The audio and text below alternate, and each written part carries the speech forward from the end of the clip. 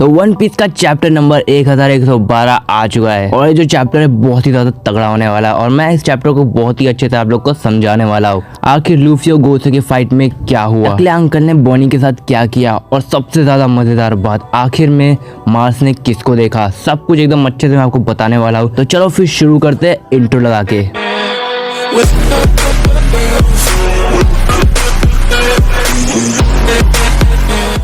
तो video start करने के पहले भाई एक चीज़ बता दूं, मैं तो भाई पूरे कॉन्फिडेंस के साथ में वीडियो बनाने वाला हूं, तो आप लोग भी भाई पूरे कॉन्फिडेंस के साथ में लाइक कर दो, चैनल पे ना तो सब्सक्राइब कर देना, ठीक है। जब आप लाइक और सब्सक्राइब करते हो ना भाई दिल से बहुत अच्छा लगता है, ठीक है। तो चलो फिर बिना किसी देरी के आ जाते हैं अपने मेन चैप्टर के ऊपर, जहाँ पे हम सबसे पहले चैप्टर का नाम देखते हैं जो कि होता है हार्ट एक्सेप्ट। और अगर हम इसका मेन देखने जाए तो आर्कोलॉजी के अकॉर्डिंग यहाँ पे एक्सेप्ट का मतलब होता है वो चीज़ जो सारे पेरेंट्स मिलके बनाते हैं होरोस्कोप के अंदर, और यहाँ पे जो प्लैनेट है वो इंडिकेट करता है सारे के सारे ग्रोसेस को। तो फिर चलो भाई इन सब चीज़ों को साइड में रख के आ जाते हैं अपनी मेन स्टोरी के ऊपर। तो हम सबसे पहले कवर पेज के अंदर देखते हैं भाई यामाटो और किनेमोन को, जहाँ पे जो किनेमोन है वो यामाटो को एक फेयरवेल गिफ्ट दे रहा होता है, ठीक है। अभी इसको कुछ इस तरीके से मान के चलो कि जब जापान के अंदर कोई भी किसी जर्नी पे जा रहा होता है तो उसको एक फेयरवेल गिफ्ट दिया जाता है। तो यहाँ पे जो किनेमोन है वो यामाटो को थोड़े पैसे दे रहा होता है और उससे एक रिक्वेस्ट कर रहा होता है। वो क्या रिक्वेस्ट कर रहा होता है ये हमको नहीं बताया जाता। तो चलो फिर अब हम फाइनली आ जाते हैं अपने मेन स्टोरी के ऊपर, जहाँ पे हम देखते हैं कि जो सारे के सारे मरीन्स है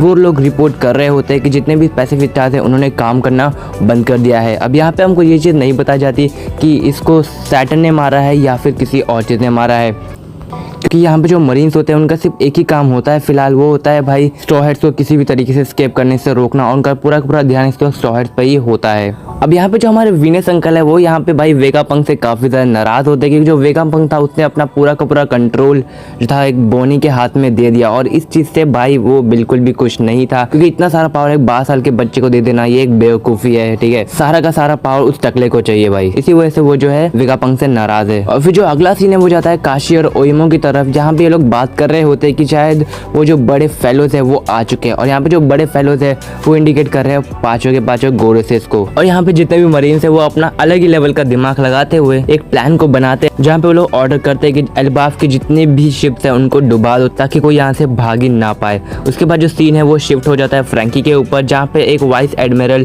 फ्रैंकी को रोक रहा होता है। जो फ्रैंकी है वो उस वाइस एडमिरल को बोलता है कि शांति से मेरे सामने से हट जाओ वरना अच्छा नहीं होगा, लेकिन वो वाइस एडमिरल हटने से मना कर देता है, ठीक है। उसके बाद जो सीन है वो शिफ्ट हो जाता है बॉनी के ऊपर, जहाँ पे जो बॉनी है साई जायंट्स को बोल रही होती है कि मैं अपने फादर की सेफ्टी की जिम्मेदारी तुम लोग को दे रही हूँ तो उनका ख्याल रखना। यहाँ पे जो सारे जायंट्स है वो इस बात पे एग्री करते हैं और बॉनी को बोलते हैं कि तुम चिंता मत करो, हम तुम्हारे फादर का ख्याल रखेंगे। और उसी टाइम पे वहाँ पे और दो एडमिरल आ जाते हैं, जिनको जो है बॉनी के ऊपर काफी ज्यादा गुस्सा आ जाता है, और वो जो एडमिरल है वो बॉनी को बोलते हैं कि तो छोटी सी बच्ची जो है चाहती हो कि हम तुम्हें वो सारे के सारे वेपन्स दे दे, तो ऐसा नहीं होगा। और ये सुनने के बाद जो बॉनी है उसको भी गुस्सा आ जाता है, तो वो जो है अपने डे फूड का इस्तेमाल करके उस एक वाइस एडमिरल को छू लेती है और उसको बच्चा बना के लात मार के फेंक देती है। और वहाँ पे जो दूसरा वाइस एडमिरल होता है वो ये सब देख के बोलता है आखिर यहाँ पे चल क्या रहा है। फिर जो सीन है वो शिफ्ट हो जाता है वापस से फ्रैंकी के ऊपर, जहाँ पे जो वाइस एडमिरल फ्रैंकी को रोक के खड़ा था, ठीक है, वो फ्रैंकी के सामने से हटने को तैयार नहीं था। तो जो फ्रैंकी है भाई वो अपने अटैक का यूज करता है और एक ही बार में उस वाइस एडमिरल को उसकी औकात दिखा देता है। फिर जो सीन है वो शिफ्ट हो जाता है वेगापंक के ऊपर, जहाँ पे हम देख रहे होते हैं कि ये जो वेगापंक है ये अपनी एक वेगा कॉफी बना के पी रहा होता है, ठीक है, एकदम मजे में, और बोल रहा होता है कि भाई ये बहुत ही ज्यादा गर्म है, मैं इसको नहीं पी सकता, क्योंकि जो वेगापंक की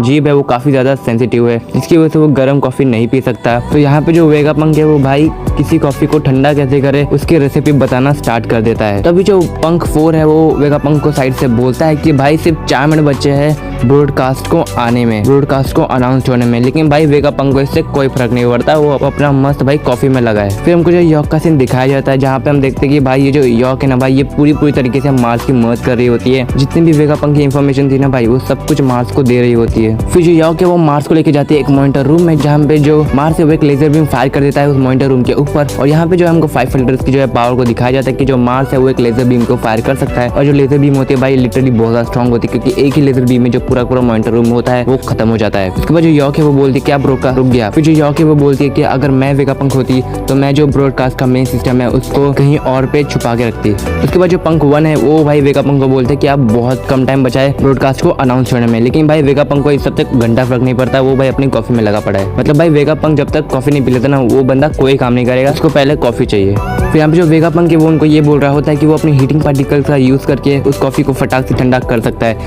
और इस सिचुएशन के अंदर जो वेगापंक है भाई वो उनको कॉफी को ठंडा कैसे करे वो बता रहा होता है। भाई मतलब क्या चल रहा है भाई बंदे के दिमाग। फिर जो सीन है वापस से जो शिफ्ट हो जाता है भाई यॉक की तरफ, जहाँ पे जो यॉक है मास को बोल रहे थे कि भाई तुमने तो भाई पूरा रूम उड़ा दिया, पर क्या उसे ब्रॉडकास्ट रुका? तो मास बोलता है कि नहीं भाई ब्रॉडकास्ट तो नहीं रुका, तो मैं काम करता हूँ मैं पूरी लेबोरेटरी का ही उड़ा देता हूँ। लेकिन यहाँ पे जो यॉक है वो उसको रोकते हुए बोलती कि ऐसी पागलबंदी मत करो, ठीक है, क्योंकि यहाँ पे जितनी भी चीजें वो एक दूसरे से कनेक्टेड है। अगर तुमने पूरी लेबोरेटरी को उड़ा दिया तो भाई साहब जितना भी डाटा है वो पूरा का पूरा खत्म हो जाएगा, जिसके साथ साथ भाई जितना भी वेगापंक का डाटा है वो भी पूरा खत्म हो जाएगा, और फिर मैं भी तुम्हारी हेल्प नहीं कर पाऊंगी। फिर जो मास है वो बोलता है कि फिर हमें क्या करना चाहिए जल्दी बताओ। अब यहाँ पे जो मास है वो किसी छोटी सी चीज को जो है सेंस कर पा रहा होता है, तो इस पे जो यॉक बोलती है कि शायद जो है ब्रॉडकास्ट की एनर्जी है, और यहाँ पे जो यॉक है ना भाई एक नंबर की धोखेबाज है, ये भाई उसको सब कुछ बता दे रही होती है। और मास को ये बोलता है कि भाई तुम मुझे जल्दी से बता दे कि मुझे वहाँ पे जाना कैसे, ताकि मैं फटाफट जाके उसको पूरा डिस्ट्रॉय कर दूँ। और उसके बाद जो सीन है वो शिफ्ट हो जाता है।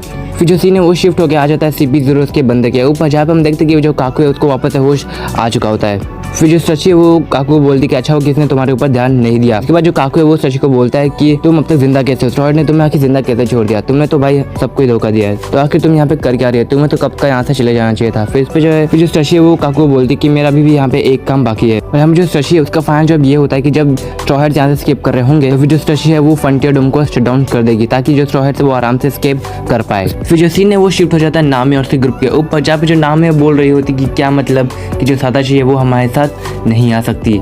यहाँ पे जो एडिशन है वो बोलता है कि हमारे पास और कोई चॉइस नहीं है, अगर हमें ढंग से जो है स्केप करना है तो फिर हमें जो बैरियर है उसे ऑफ करना पड़ेगा, और बैरियर को ऑफ करने के लिए किसी एक को कंट्रोल रूम के अंदर जाना पड़ेगा और फ्रंटियर डोम को कंट्रोल करना पड़ेगा और फिर जाके ऑफ करना पड़ेगा। और साताशी ने ये चुना है कि वो कंट्रोल रूम के अंदर रहेगी और फ्रंटियम डोम को ऑफ करेगी। और फिर एडिशन बोलता है कि अगर साताशी अपनी जान की जो है बाजी लगा के फ्रंटियम डोम को ऑफ करने वाली है तो हमें भी ये सारी चीजें एकदम ध्यान से करनी चाहिए। फिर जो एडिशन है वो बोलता है कि क्या मैंने कुछ गलत बोल दिया, तो नामी बोलती है कि नहीं, स्केप तो हम बढ़िया तरीके से ही करेंगे, फिर भी क्या साताशी को यहाँ पे छोड़ना सही है। फिर यहाँ पे जो रॉबिन है वो बोलती है कि अगर मैं ऑनेस्टली बोलूँ तो यहाँ पे जो रॉबिन है वो एक डिस्टेंस के बारे में कुछ बोलती है जो कि यहाँ पे सही से नहीं दिया गया है, बट उसके ऊपर जो एडिशन है वो रिप्लाई देता है कि अगर हम ऐसा कुछ भी करते हैं तो फिर मेरे कैलकुलेशन के हिसाब से जो हमारी शिप है वो पक्का डूब जाएगी। और फिर जो ऊसब है वो बोलते हैं कि क्या कहा तुमने, हम डूब जाएंगे, ऐसा नहीं हो सकता कि हमारे पास एक कुबल जिससे हम लोग आराम से यहाँ से स्केप कर सकते हैं। फिर जो ऊसब है वो बोलता है कि सब कुछ एकदम तैयार है, बस ये जोरो लोग कहाँ रह गए, इनकी वजह से हम जो स्केप है वो टाइम पे नहीं कर पाएंगे। फिर जो स्ट्रॉयड से वो बोलते हैं कि शायद हम लोग अच्छे से जंप नहीं कर पाएंगे, तो हम तुम्हारी काबिलियत के ऊपर ही डिपेंडेंट है। फिर जो एडिशन है वो बोलता है कि यार तुम लोग की जो शिप है बहुत ज़्यादा अमेजिंग है, और तुम लोग का तरीका when there is a will there is a way, ये एक ऐसी शक्ति है जो कि एक मिरेकल्स को कर सकती है, पर वो एक साइंटिस्ट है तो वो इन सारी चीज़ों पे ज़्यादा यकीन नहीं करता है। और यहाँ जो एडिशन है वो सीधा वहाँ से नीचे कूद जाता है। और यहाँ पे जो एडिशन है वो बोल रहा होता है कि तुम लोग को मेरे पर विश्वास करना होगा, मैं तुम्हारी शिप को एकदम सही से समुद्र में पहुंचा दूंगा। फिर जो एडिशन है वो अपने मन के अंदर सोचता है 78% डैमेज, नहीं मैं यहाँ पे तो नहीं मर सकता। उसके बाद जो सीन है वो शिफ्ट हो जाता है लूफी और जुपिटर की फाइट के ऊपर, जहाँ पे हम देखते हैं कि जो मरीन्स है वो रिपोर्ट कर रहे होते हैं कि अचानक से जो आइलैंड पे है एक बहुत ही ज़्यादा अजीब सी हवा आ गई है। फिर जुपिटर वाले दादा यानी कि बुढ़े अंकल जो है अपना एक बड़ा सा मुंह खोल लेते हैं, जो कि सारी चीज़ों को अपने अंदर खींचना स्टार्ट कर देता है। उसका जो प्रेशर है वो इतना ज़्यादा होता है कि दो बड़े बड़े जायंट्स भी नहीं हिल पा रहे होते हैं। और ये सब चीज़ से जो लूफी है उसको काफ़ी ज़्यादा गुस्सा आता है, एक बड़ी सी बिल्डिंग उठा के ही सीधा जुपिटर के मुंह में दे मारता है, और जो बिल्डिंग होती है वो सच में बहुत ज़्यादा बड़ी होती है। उसके बाद जो ब्रोगी है वो लूफी को बोलता है कि यार लूफी आखिर तुझे ये क्या होता जा रहा है, तू तो एक काफ़ी अजीब सा बुढ़ा बन गया। उसके बाद जो लूफी है वो बोलता है कि मुझे बहुत ज़्यादा भूख लगी, मुझे कोई खाना दे दो। फिर जो डोरी है वो लूफी को बोलता है कि लूफी क्या तुम हकारी लोगे, जिसको एल्बाफ के अंदर एक इमरजेंसी फूड भी बोला जाता है। लूफी को डोरी और ब्रोगी में से काफ़ी ज़्यादा अच्छी स्मेल आ रही होती है। फिर जो ब्रोगी होता है वो लूफी को बोलता है कि ये लो हकारी और इसे खा के देखो, ये बहुत ज़्यादा टेस्टी है। लूफी जो है उसे खा लेता है और अचानक से ये ठीक हो जाता है। इस पर जो जायंट्स है वो बोलते हैं कि लूफी तुम बहुत ज़्यादा अजीब हो। लेकिन हाँ, यहाँ पे एक और चीज़ मैं आपको बता देता हूँ कि यहाँ पे जो लूफी है वो सीधा अपने नॉर्मल फॉर्म में आया है, ना कि अपने गियर 5 में। और यहाँ पे जो जंगली सुअर है वो लूफी के ऊपर अटैक करने के लिए आ जाता है। उसको आधा देख जो लूफी है वो भी भाई थर्ड गियर के अंदर चला जाता है और गोमी गोमिनो रेड हॉक्स का यूज करता है उसके ऊपर, और इससे जो है लूफी को ही चोट लगती है। तो इससे आप अंदाजा लगा सकते हो कि वो जो जंगली सुअर है उसका जो सर है वो कितना ज्यादा हार्ड होगा। फिर जो सीन है वो शिफ्ट हो जाता है स्ट्रॉ हैट्स के ऊपर, जहाँ पे जो ऊसप है वो बोल रहा है कि 1 सेकंड रुको, हमारी तरफ कुछ आ रहा है। वो जो है मकड़ी जैसा होता है और फिर हमें दिखाया जाता है कि वहाँ पे खुद सैटर्न आ रहा होता है स्ट्रॉ हैट्स के ऊपर। फिर जो सीन है वापस से शिफ्ट हो जाता है नॉर्थ ईस्टर्न कोस्ट के ऊपर, और यहाँ पे तो भाई अलग ही कहानी चल रही होती है। हमारे जो टकले अंकल है उन्होंने भाई सब लिटरली एक पूरे के पूरे जायंट को काट के रख दिया, और जो पैनल था ना भाई ये लिटरली बहुत ही ज्यादा मस्त था। बॉनी भी जो है उसको देख के बोलती कि आखिर ये क्या है। फिर जो सीन है वो शिफ्ट हो जाता है पंख रिकॉर्ड्स के ऊपर, जहाँ पे जो पंख 4 है वो वेगापंक को बोल रहा होता है कि अब पॉडकास्ट को रिलीज होने में सिर्फ 1 मिनट बाकी है।